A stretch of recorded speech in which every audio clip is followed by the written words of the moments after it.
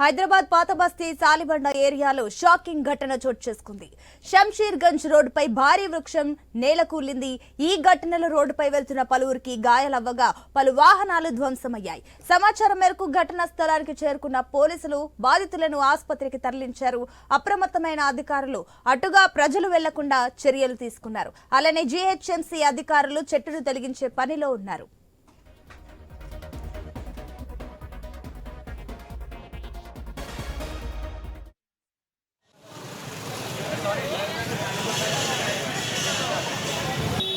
इधर आ जाओ।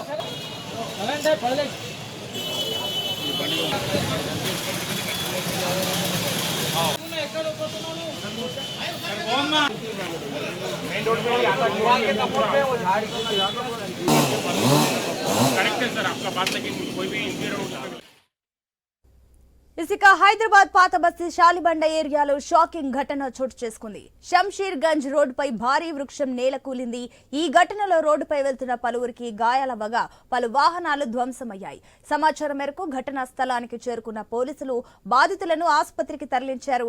అప్రమత్తమైన అధికారులు అటుగా ప్రజలు వెళ్లకుండా చర్యలు తీసుకున్నారు. అలానే జీహెచ్ఎంసీ అధికారులు చెట్టును తొలగించే పనిలో ఉన్నారు. దీనికి సంబంధించి మరిన్ని డీటెయిల్స్ మా బ్యూరో చీఫ్ రాజు అందిస్తారు. ఎస్ రాజు.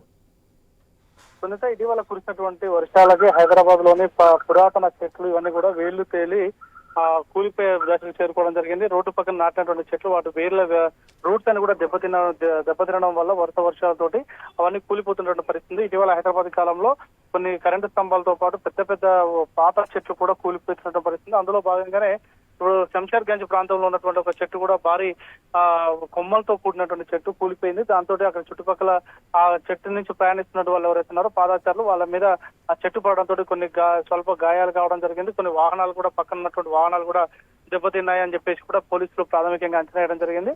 ఆ దెబ్బతిన్నటువంటి వ్యక్తులు అంటే ఏదైతే చిన్న చిన్న గాయాల పాలైన వ్యక్తులు ఎవరుందో వాళ్ళందరినీ తీసుకుని స్థానికంగా ఉన్న ఆసుపత్రులకి తరలించారు పోలీసులు. వాళ్ళ పరిస్థితి ప్రస్తుతానికైతే పర్వాలేదు అని చెప్పేసి పోలీసులు చెప్తా ఉన్నారు.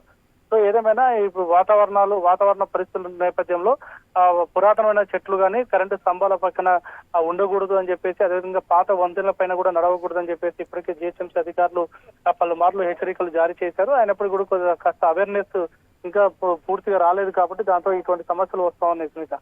Right Raju, thank you.